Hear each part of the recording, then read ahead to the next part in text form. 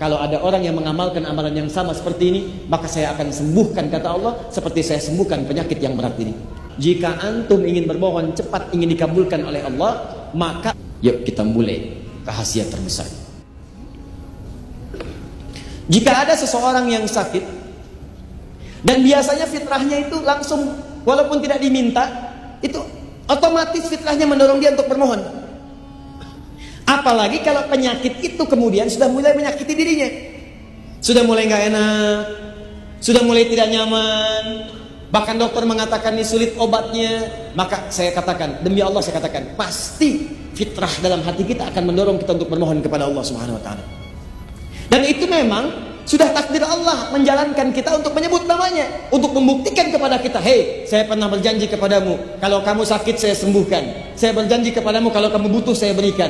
Sekarang kamu minta kepada saya pun akan berikan apa yang pernah saya janjikan. Maka diberilah contoh oleh Allah langsung dalam Al-Quran yang Anda mungkin tidak akan bisa mengelaknya lagi. Contoh ini diberikan langsung satu penyakit, yang penyakit ini disebutkan dalam riwayat tidak akan pernah dirasakan oleh orang setelahnya dan tidak pernah dialami oleh orang sebelum beliau ini. Jadi Allah langsung turunkan penyakit tingkat tinggi yang kata manusia sulit ada obatnya dan bahkan tidak akan pernah dialami oleh siapapun. Penyakitnya langsung disebutkan yang paling tinggi sehingga Anda nanti tidak akan bisa berkhayal lagi. Kalau yang tinggi ini aja disembuhkan kata Allah, apalagi yang kurang daripada ini.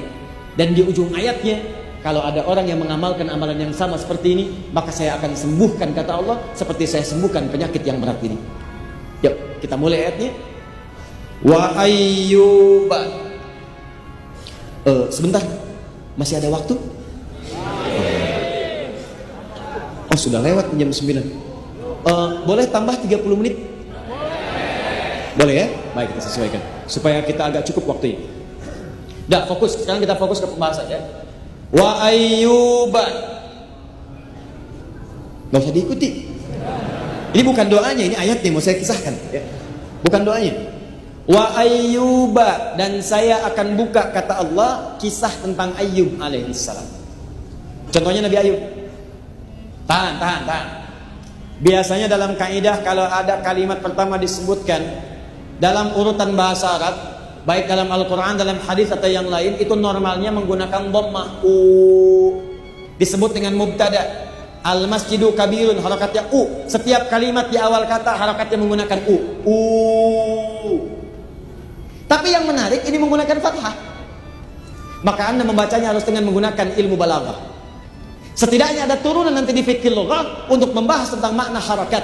Jadi nanti di bahasa Arab itu setiap harakat dalam bahasa Arab itu punya makna. Ada artinya. Fathah kenapa disebut fathah? Kasrah kenapa disebut kasrah? Dhammah kenapa disebut dhammah? Ada kaitan dengan bacaan, ada kaitan dengan makna-makna tertentu sesuai dengan konteks kalimatnya. Kalau disebutkan fathah, ingat setiap kalimat harakatnya fathah biasanya ini menunjuk satu kejadian. Kalau pada pekerjaan yang berlangsung di masa lampau, yang kisahnya dibuka untuk menjadi inspirasi di masa depan. Saya ulang. Kalau ada kalimat kata kerja atau misalnya sifatnya benda, baik itu manusia atau kejadian tertentu, harakatnya menggunakan fathah a di atas a, ini menunjukkan fathah sesuatu yang terbuka. Kejadian itu pernah terjadi di masa lalu, dibuka oleh Allah untuk memberikan inspirasi bagi orang di masa depan. Seakan-akan terjemahannya kurang lebih demikian. Wa ayyuba, sekarang kami akan buka kisah Ayyub alaihissalam. Pernah terjadi di masa lalu. Ayyub diuji dengan satu ujian, dan ujian ini kami akan jadikan inspirasi bagi orang di masa depan. Kalau mereka mengamalkan seperti apa yang dikerjakan oleh Ayyub alaihissalam, maka kami pun akan berikan anugerah seperti Nabi Ayyub mendapatinya. Apa ujiannya? Teruskan ayat. Idnada rabbahu anni massaniyad-dhurru wa anta arhamur rahimin. Yuk kita mulai rahasia terbesar. Saya hapus ini dulu. Yuk rahasia cepat. Anni massaniyad-dhurru, ya Allah, saya sakit. Jadi Nabi Ayyub itu di ayat ini dilukiskan diuji dengan penyakit. Pak, Bu, Nabi aja sakit. Masa kita yang bukan Nabi nggak mau sakit? Nabi aja sakit. Dan luar biasanya bukan sakit biasa. Nabi Ayyub itu orangnya luar biasa, keluarganya sejahtera, istrinya cantik, menemani setia pada beliau, anaknya 12.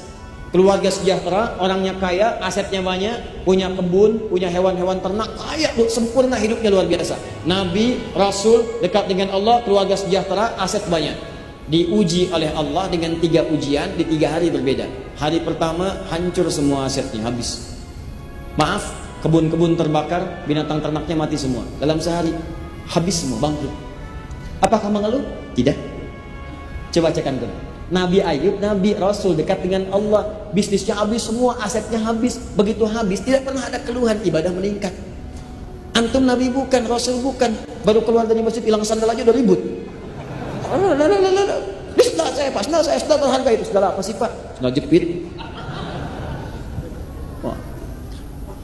Apa yang terjadi?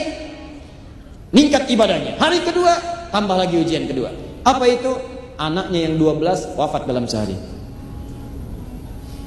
Ini 1, 2, 3, ini tidak. Sehari wafat semua, 12 orang. Apakah bersedih? Wajar ada rasa sedih, tapi kesedihan itu dibawa untuk meningkatkan ibadah. Dekat kepada Allah. Hari ketiga diuji dengan penyakit yang penyakit itu tidak pernah dialami oleh orang sebelumnya dan konon disebutkan tidak akan dirasakan oleh orang setelahnya. Singkatnya dijalani itu semua dengan penuh kesabaran. Yang paling menarik, tiba-tiba istrinya bertanya pada suaminya setelah sekian masa. Kalau bahasa kita, Papa kan Nabi, Papa Rasul, kenapa tidak mengangkat tangan bermohon berdoa kepada Allah, minta disembuhkan aja, tentu Allah akan kabulkan. Nah, ibu lihat sekarang apa jawab suaminya pada saat itu. Kata Nabi Ayub, bahasa kitanya, kita diuji dengan senang berapa lama? Kaya, nyaman, hidup sejahtera, sehat 20 tahun. Ada riwayat menyebutkan 70 tahun. Kita diuji sekarang begini berapa lama? Harta hilang, anak-anak tidak ada, papa sakit seperti ini, berapa lama? 7 tahun. Maka kata suaminya, perhatikan kalimat ini indah sekali. Papa malu kalau minta sekarang. Belum sama masanya antara ujian sakit dengan sehat, antara ujian yang tidak ada harta dengan banyak harta, antara ujian ada anak dengan gak ada anak. Dulu kita senang 20 tahun, masa baru diuji 7 tahun sudah mengeluh? Nanti aja, kalau ujian sakitnya sama-sama 20 tahun masanya seperti yang dulu, baru papa minta kepada Allah untuk memohon. Ini prinsip dalam hidup. Kalimat ini dibaca dengan sangat jeli oleh sahabat Nabi Sayyidina Ali bin Abi Thalib radhiyallahu ta'ala anhu. Kata beliau, inilah prinsip hidup yang standar antara sabar dengan syukur. Jadi kalau sedang banyak harta, supaya tidak terlampau berlebihan, tidak banyak stres, antum syukuri itu. Jadi kalau sedang naik, gunakan syukur. Kalau sedang kurang, turun, gunakan sabar. Kalau antum berada di tengah-tengah, nikmat hidupnya. Di begitu naik, tidak menjadi beban, santai, tidak banyak gelisah, gunakan kaidah syukur. Begitu sedang diuji, gunakan kaidah sabar. Kalau antum tempatkan di tengah-tengah, maka tidak ada bedanya antara ada dan tidak ada. Dua-duanya nikmat. Coba deh ibu dan bapak terapkan di rumah tangga aja, syukur dan sabar, itu enak. Pernah ada 2 orang berumah tangga di masa lalu, ini kisah nyata, salafus saleh. Rumah tangga, sering bercanda, candanya itu indah. Istrinya qadarullah cantik, luar biasa cantik. Jauh dari isi antum sekarang. Wah. Suaminya biasa-biasa, jauh dari suami ibu sekarang. Ya. Jadi suatu kali begitu dandan indah, cantik keluar, itu suaminya menatap, matanya tak berkedip, kepalanya tak berpaling, begini aja. Kata istrinya, "Zauji, ma bika?" Sayang, kamu kenapa? Kata suaminya, "Syakartullah ala hadhil jamalah." Aku bersyukur kepada Allah dianugerahi istri yang begitu cantik ini. Tak mampu aku berpaling, tak bisa aku berkedip saat ini. Kata istrinya, "Zauji, kunna fil jannah." Sayang, kita berdua akan ke surga. Kaget. Kok bisa? Kata istrinya, "Kamu bersyukur mendapati aku cantik begini, dan aku pun bersabar mendapati kamu seperti ini. Kamu bersyukur mendapati aku cantik begini, aku pun bersabar mendapati kamu seperti ini." Keduanya ketawa, indah. Satu menerapkan kaidah syukur, dua menerapkan kaidah sabar. Dan dua-duanya tertawa, gembira, walaupun memang nyelekit kata-katanya. Tapi gak ada pertentangan. Ya sama persis dengan kaidah ini. Nantilah setelah 20 tahun baru papa minta. Dianggap semua sama. Sakit dengan sehat, ujian. 1 syukur, 2 sabar. Kaya dengan biasa itu ujian. Kalau di atas kita syukur, kalau di bawah kita sabar, maka hidup seperti itu akan tenang. Tapi yang jadi masalah, penyakit itu mulai sudah mengganggu fisik sehingga tidak sempurna ibadah. Kunci pertama.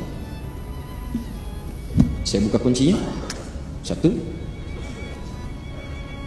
Penyakit ini sudah mulai melukai fisik dan mengganggu kesempurnaan ibadah. Jadi yang menyerang itu bukan penyakit biasa lagi. Ke tangan sudah nggak sempurna gerak, ke kaki sudah melukai, ke kepala mulai terasa, sehingga ketika akan ibadah rasanya ini kurang sempurna ibadah ini. Dalam bahasa Arab, sesuatu yang sudah berpengaruh kepada fisik dan sifatnya sudah mulai terasa bahkan melukai, itu disebut dengan durrun namanya. Dur. Jamaknya disebut dengan darra. Kalau biasa-biasa memang menimpa, teralami, tapi kita masih merasakan biasa. Sholat lancar, aktivitas nyaman, pusing dikit-dikit, keseleo yang tidak banyak pengaruh, maka orang Arab mengatakan ba'sun, jamaknya ba'sa. Ba's. Mau datang ke kajian hujan rintik-rintik, bisa Anda lewati? Gampang ini, kena juga nggak apa-apa, nggak terlampau basah. Lewat. Kata orang, hujan nazil matar. Kata antum, la ba's. Orang Arab mengatakan la ba'sa, nggak ada masalah, ringan. Orang Indonesia nggak usah panjang-panjang, labas. La ba'sa, labas, lewat. Masuk. Nah biasanya kalau orang masih standar-standar, jarang-jarang berangkat, baru pertama kali diuji dulu begini, Allah nggak akan langsung naikkan pada tingkat tinggi, sehingga dengan demikian nanti ada tahapan-tahapan mengalami ujian. Begitu antum lulus, hebat. Kalau kurang lulus, diuji lagi supaya mantap. Papa mah mau berangkat ke pengajian, bagus. Begitu mau berangkat, hujan. Hujannya rintik-rintik. Bang nggak jadi ya hujan. Tapi kan ada payung pak. Takut teriak. Oh, bilang aja nggak mau kan? Dibahas. Hujan deras, kencang. Sudah mulai membuat tubuh kita basah. Kadang-kadang ada petir. Sudah mulai membuat keadaan kita sudah tidak kondusif. Basah, keadaan sudah menimpa fisik, kadang-kadang datang membawa penyakit. Kalau sudah berpengaruh kepada fisik dan bahkan melukai, itu disebut dengan durun namanya ini. Penyakit Nabi Ayub pada saat itu sudah mulai kemudian menyakiti tubuhnya, sehingga beliau mengatakan, awas lihat kalimatnya, anni massaniyad durr. Massa itu artinya sesuatu yang sudah menyentuh secara total. Jadi sakitnya bukan cuma di kepala, terasa ke semuanya. Tapi catatannya sudah mulai mengganggu saya ibadah. Jadi penyakit itu dibawa kepada suasana mengganggu ibadah. Keibadah. Jadi sepanjang sakit saya ini, saya alami, saya terima. Kalau ibadah saya gak terganggu, saya biasa aja, saya jalani. Saya bisa sholat, ya saya bisa berdoa, normal. Tapi kalau sudah mengganggu kepada ibadah saya, baru kemudian bermohon kepada Allah. Kaidah yang pertama, jika antum ingin bermohon cepat ingin dikabulkan oleh Allah, maka bawalah doa itu pada kepentingan ibadah. Maka akan disegerakan. Contoh, maaf ya, betapa banyak teman-teman kita sekarang ingin lulus di kampus cuma sekedar lulus. Ya Allah mudahkan saya ujian.